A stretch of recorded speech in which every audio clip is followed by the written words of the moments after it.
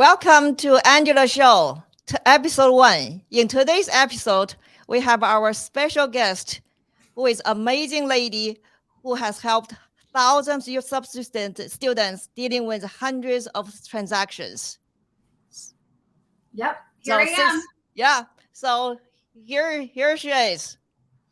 Yep. Molly Tennant, everybody. So I'm sure plenty of you know me. If you're here from SubTo, I am on my weekly Zoom case studies every week, 2 hours a week. And then I have in quite a few other Zooms throughout, and I'm always helping as I can throughout the group.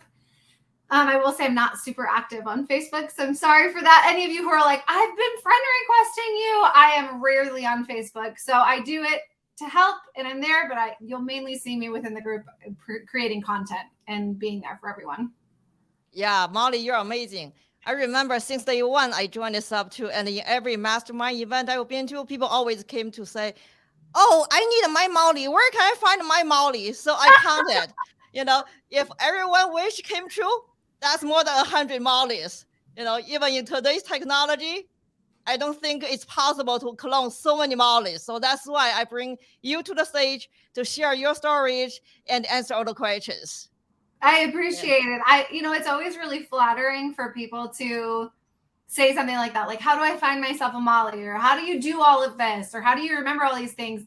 Because I don't feel like I'm abnormal. I feel like I'm completely normal, right? If anything, I have probably the same mindset issues some other people have, right? Like where you're thinking you're not doing enough or you're not enough for certain things. So I can tell you I've definitely been to that point where I don't think I can do as much as anybody else. And then to have people come to you and say those comments, it's really, really flattering. So thank you. I appreciate that. In the last couple of weeks, I received a long list of questions because they want their Molly, so they want to know everything about you. So how about let's start from your real estate journey? Yeah. How did you get started with real estate, and what have you done? You know what's so interesting is that I was not going to be in real estate. I grew up, and I'll go way back here. I grew up not really being good at school. I grew up the kid that struggled in school. I didn't really get that good of grades throughout elementary and junior high school. And then once I got into high school, I kind of just switched gears. And I think it's called the ASVAB test. Do you know what I'm talking about? Yeah. I think it's for the military, to be 100% honest with you. But it was basically presented to me as, here's a test for you to figure out what you're good at, right? And for whatever reason, I seem to be good at taking tests specifically, I guess. So it was like, you should be an engineer or, a scientist or one of those things. And then next thing you know, my mom's getting all these phone calls from the military, like, she could come to the Marines, she could come to the Navy, like all these different places. And my mom's like, do you want to be in the military? And I was like, I didn't think so. So I do think the test was directly related to the military. But from that, I realized, maybe I can do more than I thought. Maybe I can be better at school than I thought. And it really triggered me to actually try and, go on this path of like, I want to do really well. And so I did graduate with a really high GPA, and I got into ASU, and I was going through school as an engineer. And then I changed my major to genetics because originally I wanted to be a genetic engineer. And that's amazing. There's no genetic engineer major, though. When you go to a university, you can't just like get into a genetic engineering program, right? You become a doctor, and then doctors go into research and they become genetic engineers through that pathway. But I didn't know, and nobody guided me, right? So they invented this major for you. Yeah. And so I was a biomedical major. And then I switched to chemical engineering. And then from chemical engineering, I switched to just straight genetics because I realized like I was really more interested in the medical side of things, not the engineering side of things. And just because you can be an engineer doesn't mean you should be an engineer. That's what I always tell people, right? Right. And so from there, I got a job out of college as a chemist, which is strange. And then I got pregnant with my daughter, and I was actually trying to go to veterinary school at that time. And I decided, you know what? I could have $300,000 in debt and not buy a house with my family and not, move in a direction that is more family oriented. I could move in a career oriented direction, or I could change my direction and raise my family, help my husband start the businesses he was trying to start, and then I'll get my real estate license. You know, it's just smart. a random thought. It wasn't even, I didn't even take it seriously at all. I wasn't like, I'm going to be a realtor and I'm going to be super successful at real estate. It wasn't my goal at all, right? That was a multi-million-dollar idea. Yeah. So, you know, at the end of the day, I think there's probably a lot of people in my same shoes, right? They went to school, they have a degree in something they're not using. They have a pathway that they don't really see the end of, right? Like they can't project out where they'll be in the future. And they think that they have to do what they originally thought they were going to do with their life, right? I have so many people that I see stuck in their 9-to-5 or stuck in their traditional work world. I guess you could say I don't work in a traditional work world, so I can't really say that, but they're all wondering how they can make that jump and change directions. And the reality is it's terrifying. It's scary. It's one of those things that you're like, I don't know what I'm doing. Yeah. And I don't know if I should do this. It could be a bad decision, but at the end of the day, what's the worst that can happen? I'm sure all the audience here can relate. It's scary. Yeah. It's scary, right? It's scary. And you're in the same position right now, Angela, where you're changing from a very established career to wanting to go full-time real estate. And it's terrifying. And so I really felt the same way. I was starting 2 new businesses with my husband in the automotive industry. We ended up doing that for a few years. I had 2 very little kids. And, you know, I was pregnant at that point in time when I decided to get my real estate license. That was even more scary. Very, very scary, right? And so I was really young. So it's easier to do these things when you're really young because you just are young and dumb, right? Like you just don't know you don't know what to worry about. Right? Yeah. And I didn't really have a whole bunch of bills at the time. It wasn't like anything was going to be crazy strenuous on us, right? And my husband's an amazing provider. And I knew that we would make it through no matter what. So having that team member with me definitely helped me get to where I am today. Amazing. But from there, I started just doing traditional real estate. You know, I really was mainly a buyer's agent. And so it was harder. Buyer agent, it was harder. Yeah. I did the harder job, right? But I think for me, and I think a lot of students can see that from me right now within the group, I wanted to be able to help people. And buyers, I feel like, need more help than sellers. And I know that's weird to say, but buyers tend to be those people that are like really stressed out. They either have another house to sell or they're moving from across the country or whatever it is. And they don't really know the real estate process. And so I loved hearing from people being like, you made this so easy. Like I've bought houses before and this sucked. The situation sucked and the agent sucked and everything was awful.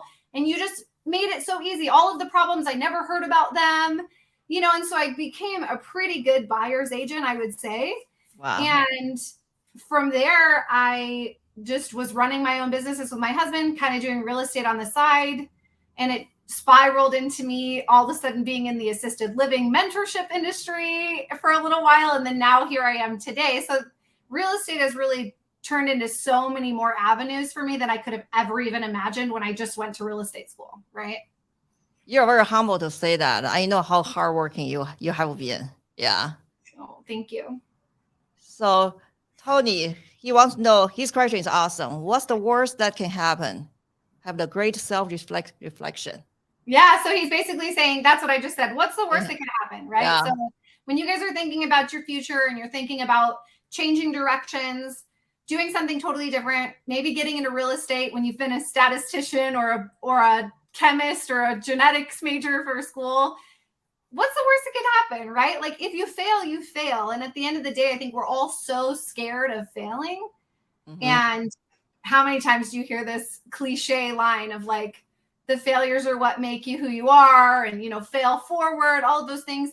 The reality is it's true. It's cliche, but it's true. It's one of those things that like you have to keep in the back of your mind. And now it's crazy how once you do it, your whole mindset changes. And maybe, Angela, you're probably starting to feel this right now, is that once you take those risks and once you do things that are outside of the box that you thought you were going to live in, all of a sudden you're like, I could stay here. I could just bathe in this fear state, right? Like I'm cool with being afraid or not knowing the end outcome or figuring out what's going to happen as we go. None of those things scare me anymore. And none of those things concern me. I mean, to work with Pace Morby, you have to be able to kind of bathe in the chaos, right? And be okay with things not always being lined up and being perfectly planned out. Because I will tell you, some of the most wealthy people and most successful people I've met are the most chaotic. They are the most, they take the most risks. They do things that nobody else is doing.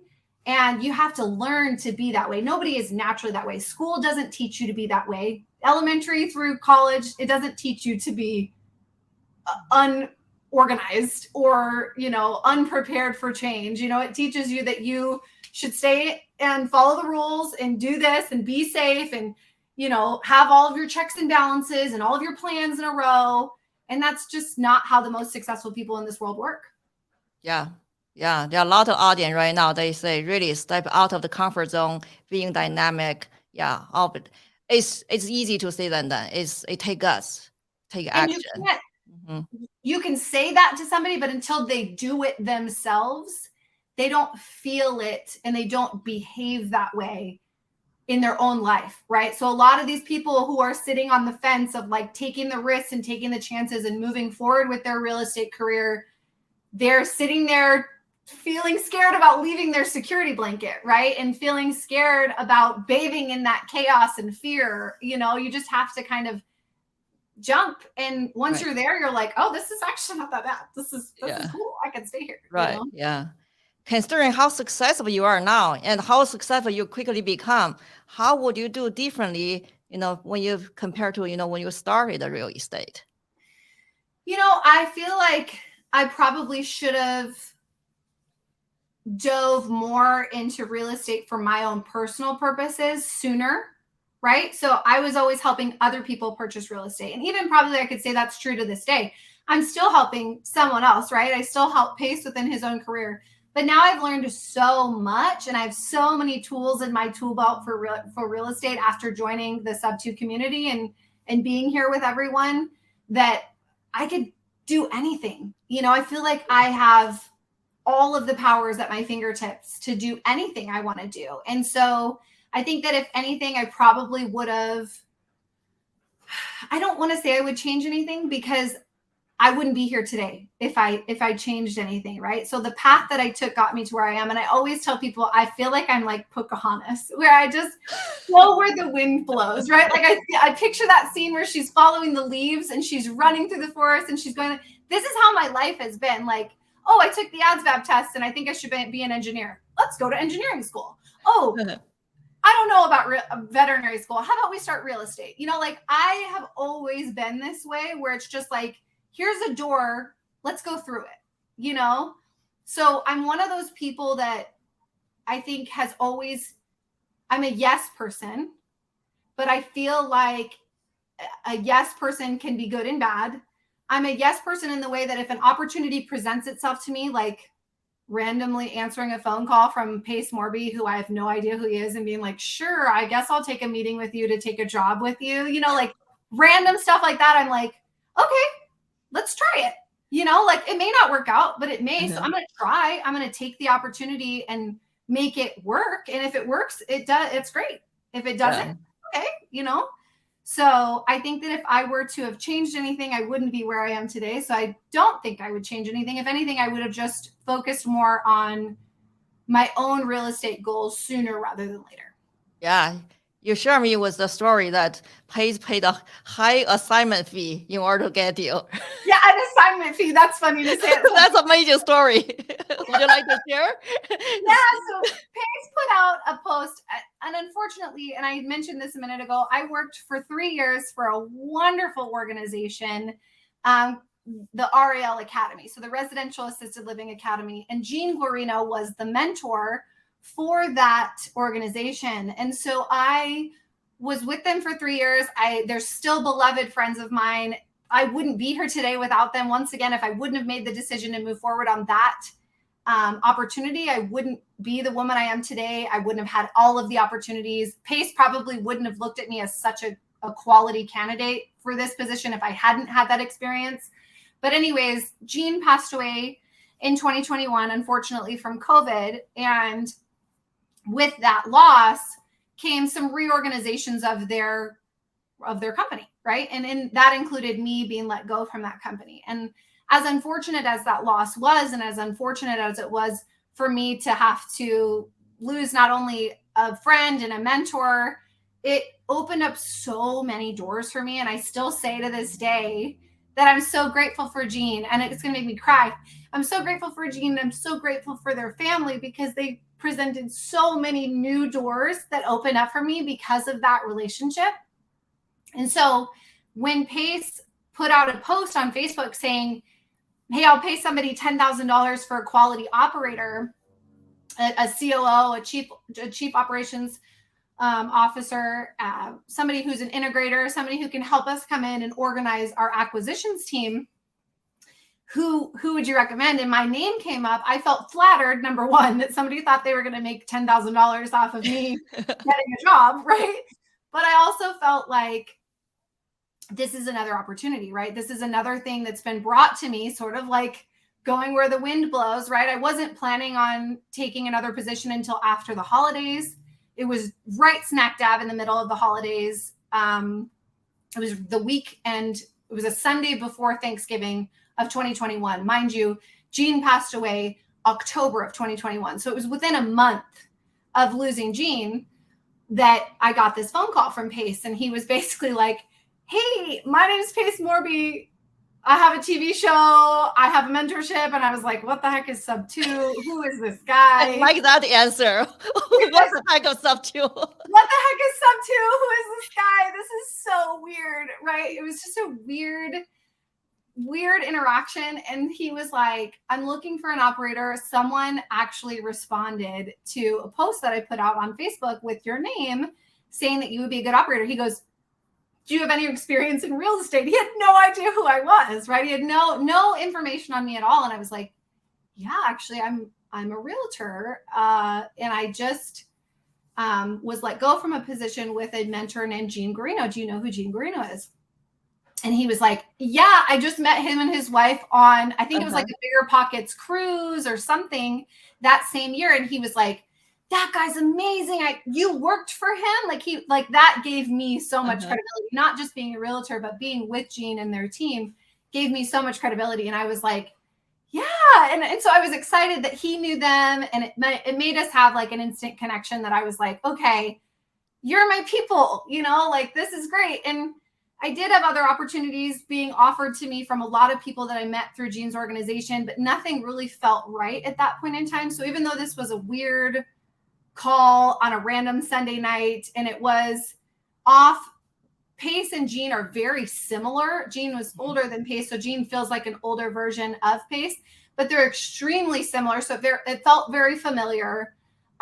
It felt comforting in a way to feel like I could move on to a new organization that was very similar from my previous organization, and I could use the things that I learned and the strengths that I had to move into this position and be successful. And so he wanted me to meet with them the very next day. And so him and Cody, which is Pace's partner, and myself got on a phone call. And afterwards he called me and he's like, what is it going to take for you to not take any more interviews with anyone else and just join our team? What a job offer. And I was like, I don't know. I was like, this is so weird. I don't know anything about what you're doing. I was like, I don't even know if I'm qualified. And so I was like, I don't want to tell you what you should pay me because I don't know if I'm even qualified to do this, And so he made me an offer. I felt like it was more than fair. And I went to his house that night and had my first evening of working with them. And so it was really great. I mean, I felt you guys know, you join SubTo and you instantly feel like you're part of a family all of a sudden. You feel like, where has this been my whole life? Right. And so that's how I felt. I felt like this is a great place to be. And I'm so grateful I've been given this opportunity. And I don't sit in a lead acquisitions position for their wholesale division. They don't really have that going on so much anymore, but I've evolved over my year and a half of being here to being where I am today. And I kind of am just somebody that's like, there's a problem, let me fix it. How do I help you? So I kind of just put my fingers in everything that Pace was doing and was like, how can I be of service here? How can I help here? And that's turned into the role that I have today, which is very much operational, but not for just one company and not for just one thing anymore, Yeah, the way you grasp the knowledge and being an expert on that, it's just beyond any possible imagination. That's Yeah. really a mystery. Yeah. Yeah. And so for me, I think that I've gotten to where I am, and this question that comes up, do you feel like you have excelled because you've used your strengths? Yes. And my strengths are that I love to help people, right? I love to feel like what I did made a difference in someone else's life. And I think that that's what all of us want to do in a way. And so if I see something that I'm like, I can help with that, I just do it now. I figure out how to make it happen right now, because Right. I want to show that I'm going above and beyond. I want to show that I can be a great resource and that I can help somebody excel, whether it's in their own business or in their own life. And that feels rewarding to me.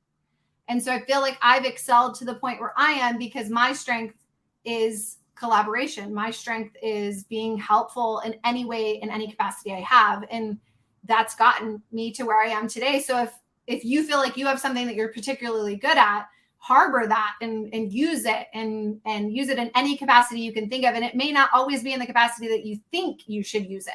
Right. So that's really what's gotten me to where I am right now. Yeah. And I think you already answered the question. Helaman, I hope you pronounce your name right. Do you feel like you have excelled because you have used your strength? So yeah, you answered that already. Yeah. Mm-hmm. Exactly. Really, take advantage of strengths, but also have open arm with your weaknesses. That's the best For sure. way. Mm-hmm. Right? Like there's things. So for me, like, I don't think I make the best, and my team will say differently, I'm sure, because they're so grateful and so awesome. But I don't think I make the best manager, right? And the reason I don't think I make the best manager is because I am totally fine having hard conversations. I'm totally fine confronting conflict and anything like that. I don't have any problems with that. But I have a problem with overdoing, right? I am an operator at heart. So I want to be a true operator. I want to do the thing. I want to jump in and do it. So overseeing and not being the doer is hard for me, right? Mm-hmm. And I think that stifles me in how successful I could be, even more successful at something I'm working on, right? Regularly and actively. But I own that. Mm-hmm. I will own it 100%. I think Pace would tell you he doesn't think he's a good manager, right? Because we are doers. We want to go in and be in the chaos and do the things. And, all of those things are part of who we are. And overseeing and managing doesn't always fall in that. So my team, I'm very fortunate. They're very much so self-managed. They know how to do what they do. And if they need help, they come to me and I'm happy to coach them through how to do it. But I'm not micromanaging them, right? Like I'm not sitting there being like, you need to do this, you need to do that. You didn't do this, you didn't do that. It's not how I work. And so finding the team members that cohesively work with your personality type is another difficult task. Oh, right? Yeah, absolutely. You're going to have high turnover. You're going to have partnerships that fall out. You're going to have those things happen throughout your career. And that's a natural process that always is going to happen as you grow and become more successful. Yeah, truly. Absolutely. Quite a lot of students ask, Lance asked, I think, as of now, what's your advice you will give to the newbies? Okay, my advice that I give to newbies. So a lot of newbies, I feel like, are making the mistake of not, and maybe this, I will tell you, I am not a SubTo student, right? So I don't know what it's like to go through the course, but I do feel like a lot of people are jumping in and skipping steps in the course. They're coming forward and just starting to go to the Zooms, which is great, but it can also create some chaos and confusion in your own mind. So really use the course for what it is. Go through the course, take the steps they tell you to take, and really indulge in that information. We all learn a little bit differently. So I know some of you want to just jump right in and keep doing it. And that's not the wrong way to do it, but you're going to make mistakes, right? You're going to have things happen. And in the meantime, you're also going to create more work that you could have figured out earlier, I feel like, if you went through the course and did the steps that were given to you to start. But I know there's a lot of content. In the beginning, it feels like overwhelmed, like a fire hose of information is on you. And I will tell you, and I say this all the time, when I first started here, number one, I was skeptical about SubTo. I will 100% tell you, I wasn't seeking this out. I thought this was weird. Came from the traditional real estate world, and I was like one of those realtors that was like, "Are you sure this is something we're supposed to do?" So I felt weird, right? So I did really focus on the Pace and Cody's fix and flips and long-term rentals and things that probably weren't supposed to be what I was focusing on. But I was finding out where I belong in his organization as well, And so they had the grace with me to be able to wait it out and figure out where I belong. And throughout that, I did feel a lot of that overwhelm of like, okay, if we are going to purchase a property creatively, I don't know anything about that. I have no clue. And I don't have access to Kajabi. Could I have? Yes. I don't have access to the course. And so through the first few months, I kind of tiny bit introduced myself to it until it was like, okay, Molly, I need you to help transaction coordinate some of these deals that I'm bringing on. Are you good with that? And of course, transaction coordination from a realtor doesn't sound hard. Like I transaction coordinated all my own transactions, but now we have all this extra paperwork and all these extra rules and all these extra terms and all this stuff that I was like, I don't know if I'm prepared to deal with this, And so it's really interesting how once I did start doing it, I sort of gravitated towards the transactions that I felt like were easiest for me to handle, like just straight SubTo. We're just taking over a mortgage, just straight seller carry. We're just doing a seller carry. And then as time went on, I felt more prepared to connect the dots between the things that I had done that were more simple. So I guess my advice is if you come in and the first thing you hear about is a Morby method or a wrap transaction, in my opinion, I don't know if I would go and immediately tackle that right away unless I had an experienced SubTo student with me or somebody else that was experienced to do that going forward, because it might bite you in the butt. But if you come in and you're like, okay, I understand SubTo, I understand seller carry, let's get some of those under my belt and then move on to bigger things because you're going to build on that knowledge just like you do in school, right? You learn one topic and then use that topic to learn the next topic. And so if anything, my advice would be take it at your own pace, take it in small bites. Don't feel like you have to know everything right away. Perfect your knowledge on the more simpler ideas and methods first, and then move on to the more complicated ones. Because I meet a lot of students that are like, this is my first deal and I'm doing a Morby method. And it's like, okay, let's do it. Yeah. And I'm happy to jump in feet first with you. And if you feel like you've got it, I will jump in feet first with you. But I don't want any of you to have your first one burn you super bad, because I can tell you, here's a story. When I first started real estate, I ride horses. I own horse property. I have very good knowledge of the horse property market here in Arizona. So I was like, when my friend came to me and wanted me to help them purchase a horse property, I was like, sweet, I got this, right? This is awesome. What I learned really quickly is I had no business trying to comp a horse property because there's nothing like it, right? There's no other comparables. So I was like, I did the right thing. And I said, because I did comp it and it came significantly lower. It came in significantly lower, in my opinion, than what they wanted. So I said, either this is going to turn two ways. It's either going to be, they're going to be pissed at me because I don't know what I'm doing. And maybe I don't know what I'm doing, or they're going to be, okay with it, but also sad. And I didn't want to make them sad. And so I was like, let's blame it on a third party. Right. So I brought in a third party appraisal. We paid for a pre-appraisal because I had told them, they had told me they don't want to pay for two mortgages at once. Right. Uh-huh. And so I was like, let's just list it at appraised value. Say we're listing it at appraised value. Nobody can fight it. Then we'll sell your house really quickly. Then we can move into this other house that I found for you really quick.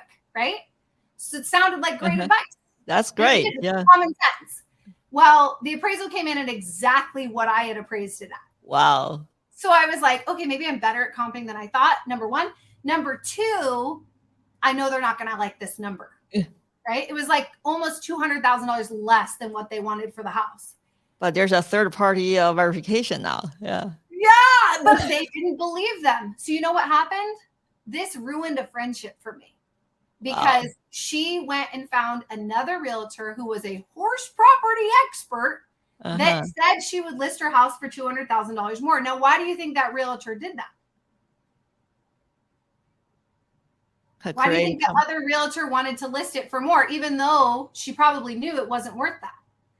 For computation. Now she can come back to you to say, hey, you had better offer more. Because she'll get the listing, right? Yeah. And so I told her straight up, I said, listen, I'm your friend. I will list this house at what we think it's worth, or I'll list it for higher if you want, if you really want to go down that route. But I'm going to tell you what it's going to look like. It's going to look like you lowering your price over and over again and paying 2 mortgages like you said you didn't want to do.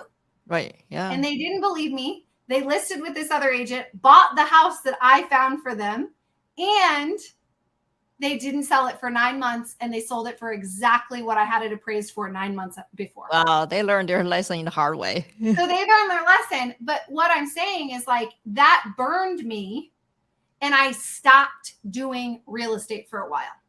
It burned me. It hurt my feelings. That was $1 million almost in commissions, like $1 million sale, basically. So I would have made $30,000 or $60,000, 3% on both sides. Right? Yeah. I would have made $60,000. And so for me, I was burned. I was like, ouch, like this sucks. I don't want to do this. People suck. You know, like I didn't want to do it. So I don't want you guys, I'm not saying you can't come in and bite off more than you can chew and be totally fine. You totally can.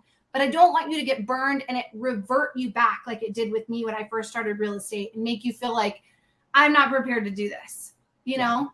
So take things in small bites, move forward at a pace that feels doable, right? Yes. And everybody's pace is a little bit different. Right. So that was long-winded, but that was my answer. Yeah, it's just like from not going to the gym, all of a sudden want to do Olympic level body lift. Then guess what? Hurt back. Yeah. Pretty much. You can burn yourself pretty quickly, and then all of a sudden you'll be like, I don't want to do this anymore. And that's a natural human reaction, right? Nobody wants to have their first one go bad, you know? So if you take it slow and you take it in bite-sized pieces that feel good for you based off of your experience, maybe if you're already a realtor, you could do more right off the bat, right? Because you understand a subject to or a seller carry. So combining the two or going into a more complicated method right away might be easier for you than somebody who has no real estate experience at all. Right. Yeah. What you just gave us is very valuable. You know, also not just the how to do it, also give newbies so much more confidence. Yeah. If Molly, the most knowledgeable Molly, has a little bit of learning curve. Oh my gosh. It's for us, it's normal. It's natural that it takes some time to learn the craft, to learn the knowledge, go on to Zoom and just perfect its craft. Well, and I would say it was probably between 6 and 9 months before I felt comfortable doing creative transaction, like comfortable enough to give advice to somebody else on a creative transaction. So there's people that are doing this their first weekend, their first couple of weeks. That's amazing. It wasn't my learning curve. That wasn't how quickly I learned it, but everybody's different. Mm-hmm. So nowadays with Pace and Abraham trying to help all the SubTo students to buy their first deals, what's your work balance like nowadays? Oh gosh. So I always tell people, and I make this comment, and I don't know if it sounds corny, but I always say, you know, when you have to pee really bad and you're like, I have to pee so bad. And then that feeling goes away because your bladder stretched. That's what I'm going through right now with like the workload, right? Like we get inundated with all these things. And then now I'm sort of kind of getting to the point where I'm like, I think we could do this. We're good. Okay, we're good. You know, and Pace feels it because I don't like complain, but I will like make a comment like, hey, things are kind of buying a lot at once and I don't want to make a mistake, you know, and he's like, it's okay, we'll make plenty of mistakes. And I'm like, okay, it's fine. And so then but we'll stretch, right? Like, so I always tell my team, like, yes, it feels like we're under pressure right now, but we're going to stretch and we're going to get used to where we are. And then we'll be fine. And then we'll be like, okay, I'm ready to take on more, even more than what I thought I could handle, you know? So going on forward, do you think you'll be able to handle all this on your own, just keep stretching, or are you going to have a dedicated little bit? So what happens is usually that stretching includes adding a team member, right? So I always know once I feel this way and once I'm getting that feedback from my team, that it's usually there's a place for somebody that's opened up. And it's usually really easy to identify what that person could do because it's the stuff that's falling to the bottom of everybody else's list, right? Because there's nobody to handle it. And so when people come to me and they're like, how do you hire in general? How do you figure out what you need to hire for, who you need to hire for? In all reality, I think you should account for what you're good at, number one, what your team members are good at, and what things are falling to the bottoms of their list, what things are not getting done in a timely manner. And that in itself can create a job listing for you. Right. Yeah. These are the things that I need done because I'm not doing them because I either don't like them or I don't have the time for them. My team members aren't doing them because they don't like them or they don't have the time for them. So let's find somebody that does like them and does have time for them. And that's how I've figured out to fill a seat within this organization is by necessity, right? I'm not as good at proactively thinking, but maybe it's because this is my first time, really developing this type of entity and organization. So I don't really know what seats are supposed to be filled all the time. And that's okay. Like, once again, I'm kind of bathing in this fear. I don't have all the knowledge. I don't have all the answers. And being like, it'll present itself, right? And so it does. It always presents itself. So as new opportunities and new workloads arise, new opportunities for new team members come up. And so it's really easy to then put somebody in that spot because you know exactly what you're missing that they need to help you cover. Right. Yeah. This live right now is streamed through across 3 platforms, YouTube, and Twitter and Facebook. So right now we have a lot of people on the live right now. What message can you give to the viewer right now? So to get some, more clear about how they submit, what they need to submit, so make your workload a little bit more manageable. So are you talking about for the Pace and Abraham opportunity specifically? Okay. So can I put it in the chat here? Sure. Does it allow that? Yeah, you can put that. You can type. Actually, I don't know if it will allow. Yeah, whatever you type, you can see. Yeah. Is everyone here from SubTo, or are there people from YouTube? So there's people that aren't in SubTo, right? I believe majority of them are from SubTo. Yeah. Okay. So I did make a post this morning. It's in your featured section on the Facebook page about the Pace and Abraham program. I added some additions to the original flyer that I made that describes the opportunity and how it works. And it's basically a ranking system. And it's how Abraham and Richard, I should say, made the CRM. And so the CRM that you guys will put your information into in order for us to sponsor or partner on a deal with you, I shouldn't say sponsor, that basically there's a ranking system. And so the ranking system goes from 0 to 10, and it goes back from entry fee to interest rate to all of those things. And I think this is probably a really good resource for you guys to vet your own deals, right? Like, if this is a good enough deal to partner with Pace and Abraham, it's a good enough deal for you to buy or for someone else to you assign it to somebody else for a pretty good assignment fee, right? And so that was posted within the SubTo Facebook page today. If you guys are within the Gator community, I know there's lots of people in Gator. I don't know. We'll have to maybe reach out to Abraham. I don't know if they're doing the joint ventures with people in the Gator community or. Yeah, I just noticed. I just got a lot of comment. Quite a few people right now here in Gator. Yeah.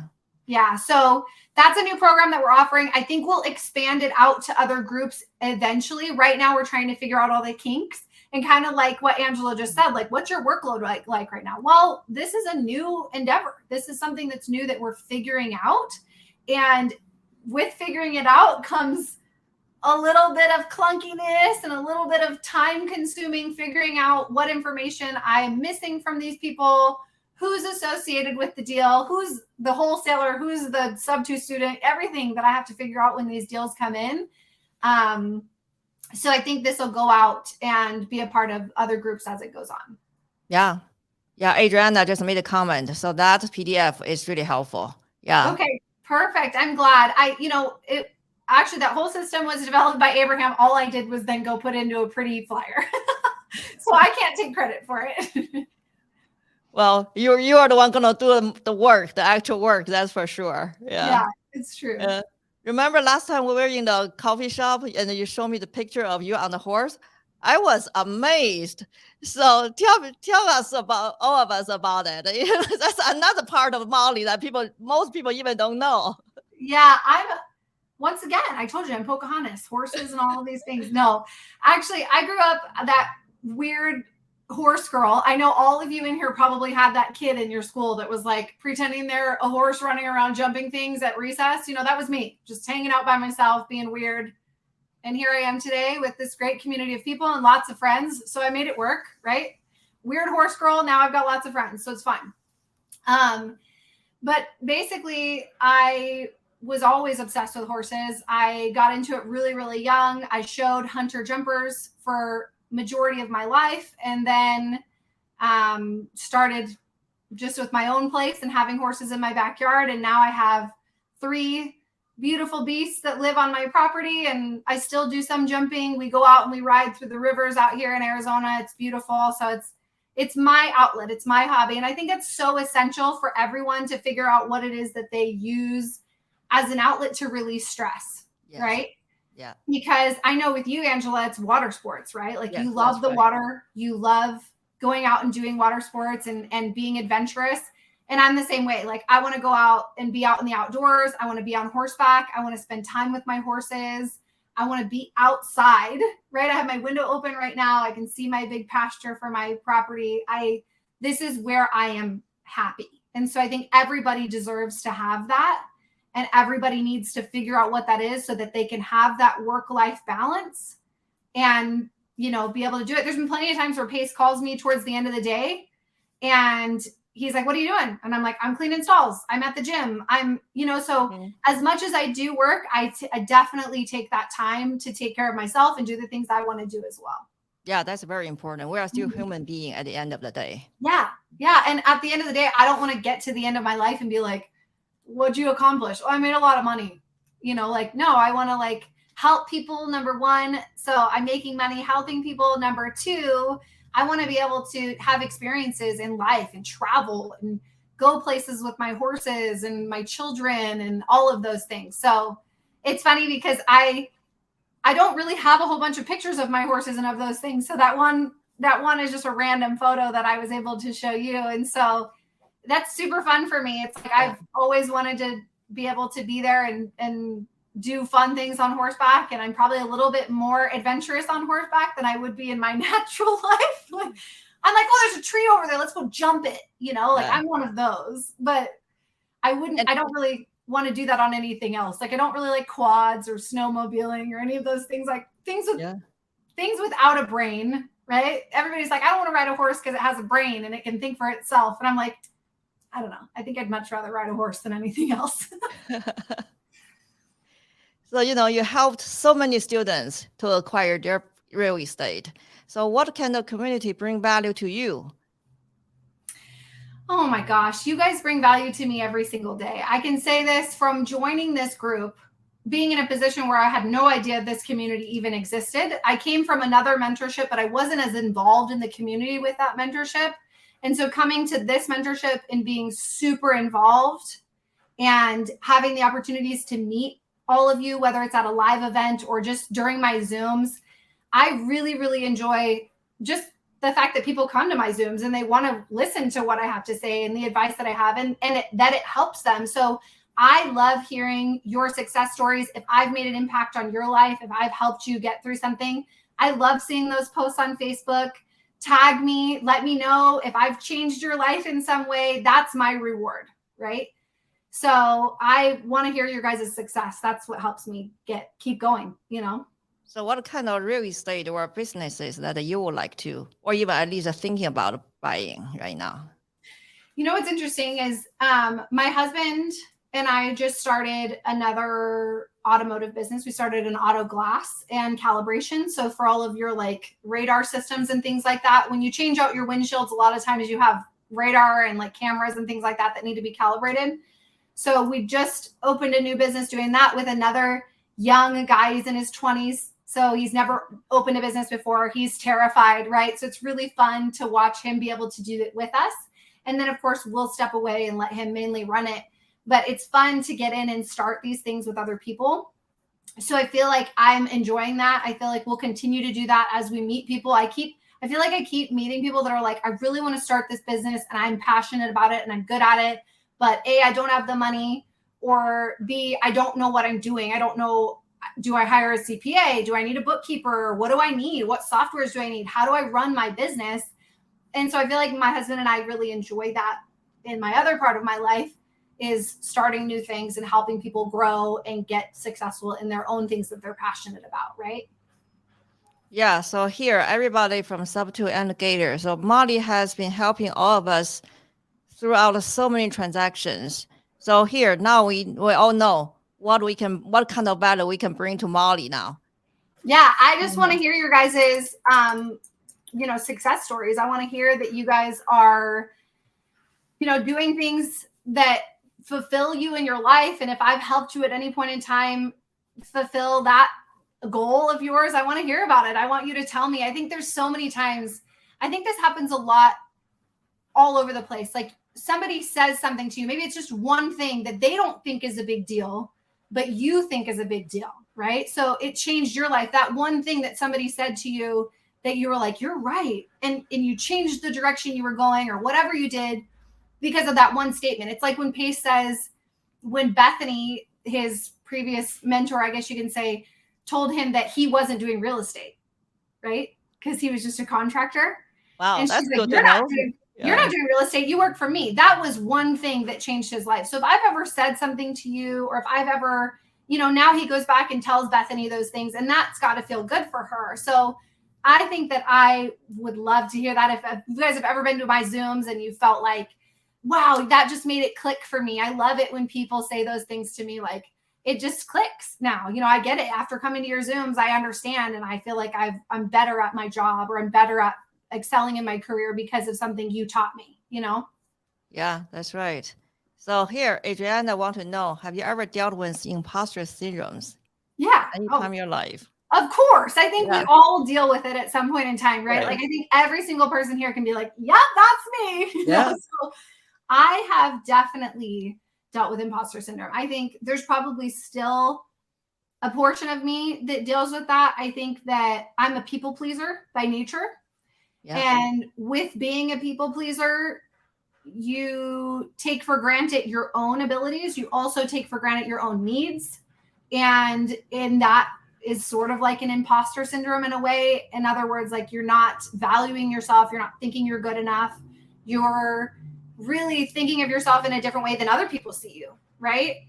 I saw this documentary one time where, and this was about physical appearance, but they brought people in and they said, describe there's two people sitting together and it said, describe someone else so that this sketch artist who can't see you draws the picture of you, right?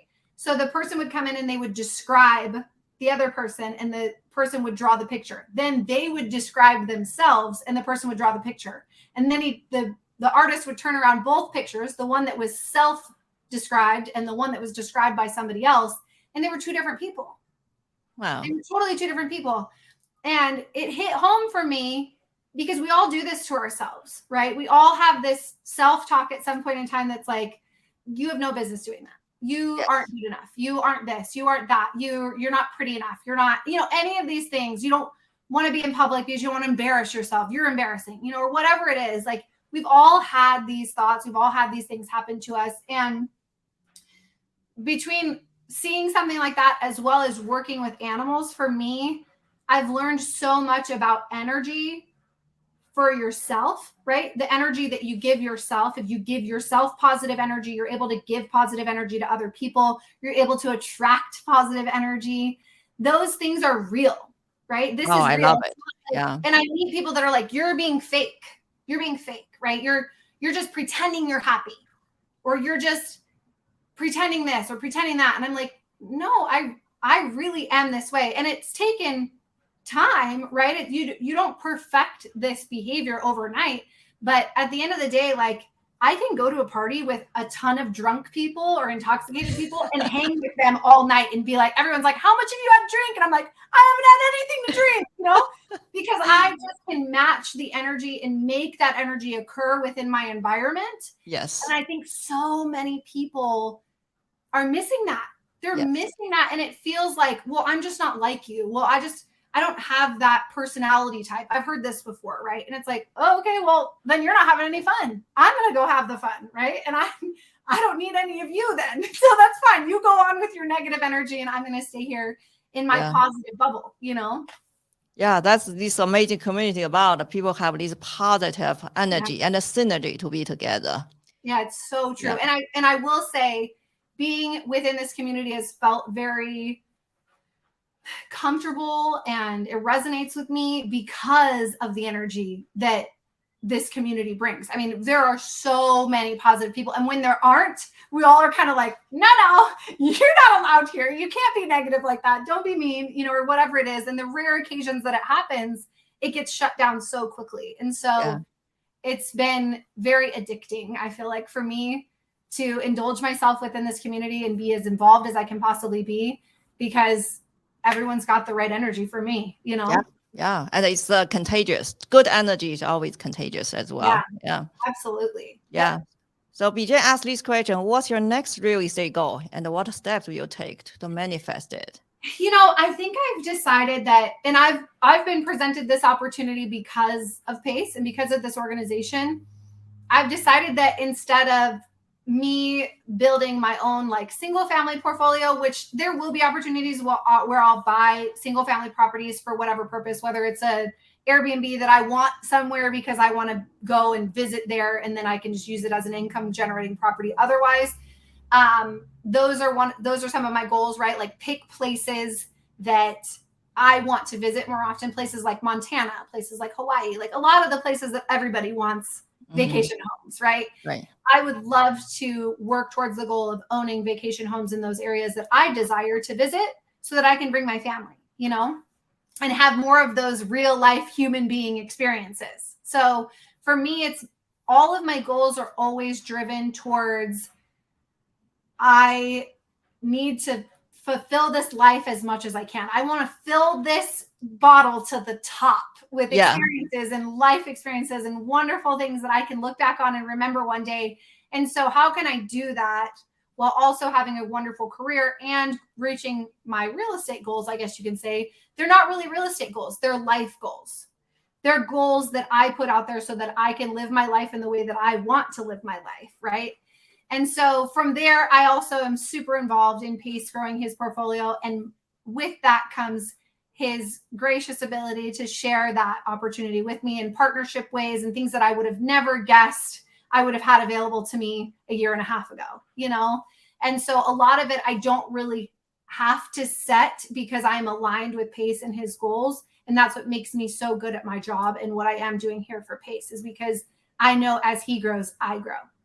And so his real estate goals essentially become my real estate goals. And then I have these side things that are like lifestyle and, you know, personal goals that could relate to real estate, but they're really more related to the fact that I want to go out and have more of these experiences in life. Yeah.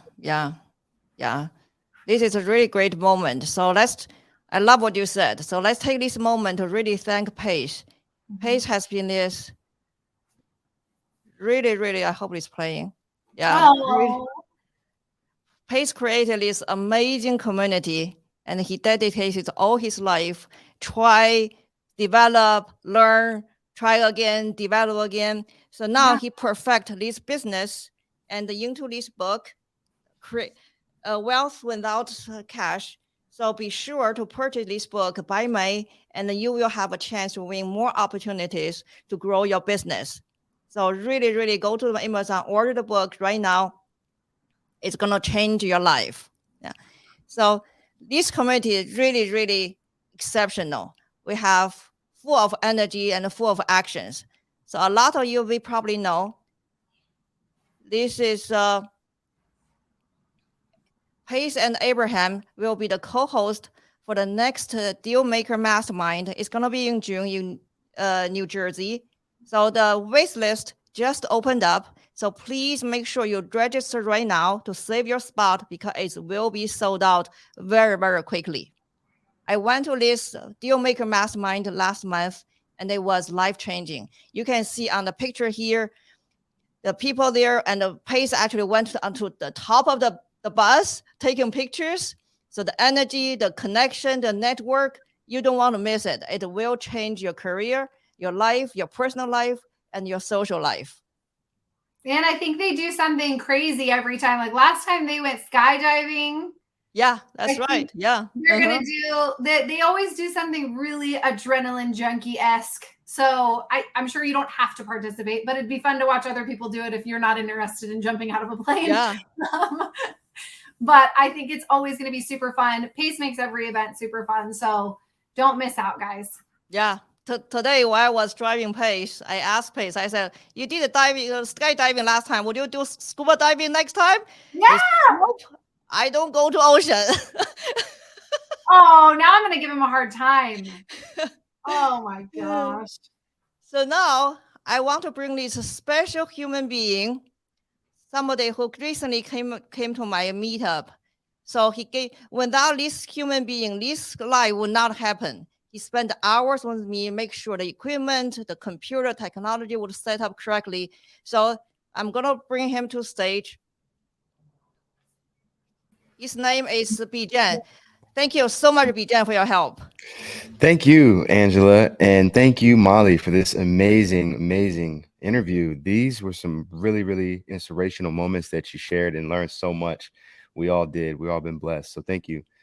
And Angela, congratulations to you for this amazing show, the Angela Wayne Show. It's really awesome. You're an awesome host, and you're really helping a lot of people. So thank you so much for doing what you do, and really appreciate the opportunity to be able to work with you. Thank you, Bijan. Bijan, how people get a hold of you? You are an artist. Yeah, I'm a fine artist and educator and entrepreneur. I have a website, bijanmachin.com, where I sell artwork. I do commissions, activations. Also going to be working with the SubTo team to do some different kind of art designs. So something that you said, I just want to mention, I'll tell you my other websites too, but I just want to mention something that Molly said was that when you come to a SubTo event, you feel like family. And I couldn't agree more. I am not a SubTo member yet, but I've been to a couple of SubTo events. I was at the event with Angela that she threw a few weeks back, and it does feel like family. It felt very welcoming. It felt immediately like I was amongst people who are my tribe and who want to help see me win, and who are all here to win and are focused, like-minded individuals, very positive individuals as well. And I think it's so important to be around that community. So thank you for everybody in the SubTo community. And thank you, Angela, for hosting amazing events and bringing people together. And again, thank you to Pace and the team, and Molly too. It's just really awesome folks. And so just wanted to say that. And if anybody else wants to learn more about what I do, I also run a 501c3 art and technology organization. It's called the We Uplift the World Foundation. And we do programs for kids in schools and just want to help give people a leg up and teach the things that they're not teaching us in school that we need to know to have a sustainable life. So that's what I'm all about: art, tech, and education, and helping people. Just as you all mentioned, I really love to help people and get a lot of fulfillment from that. So I found ways to use my God-given gifts to uplift others, and I'm living in that purpose and want to be around other people who are. So I'm happy to be a part of this community, and thank you all so much. This was great. Yeah, we are gonna sign up. No pressure. Yeah, bijanmachin.com, weuplifttheworld.com.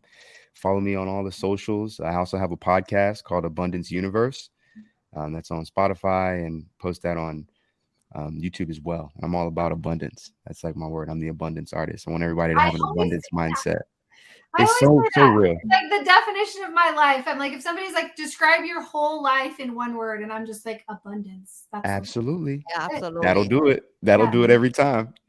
That's it. Well, we're all on the same wavelength. It's a very high vibrational group. And again, I'm just super grateful that we found each other. Shout out to the internet and shout out to YouTube, because this is how we found each other. And then through the Facebook group. But yeah, anybody that is interested in real estate and wants to be a part of a real family, a really strong community where you can just ask any question you want and feel comfortable and never be ashamed or embarrassed for not knowing something, this is the place to be. Pace Morby, the SubTo community, Molly, Angela Wayne, everybody that I've met has been just outstandingly positive and really awesome. And I'm learning every day and taking action. So thank you all. Yeah, so Thank make you, sure Bijan. everybody has a work balance. Everybody has another avatar. Molly, the horse rider, Bijan, the artist, and Angela, the water dog. Now we need to make little characters, right? Now Yeah. we need characters. Yeah. So thank you very much, everybody. Either you're on YouTube or on Facebook, on Twitter. Thank you so much for your time. Thank you for your participation. Thank you for your comment. Amazing questions.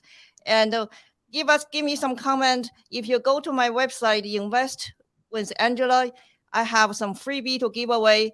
One of them is a multifamily spreadsheet that I used before I joined SubTo.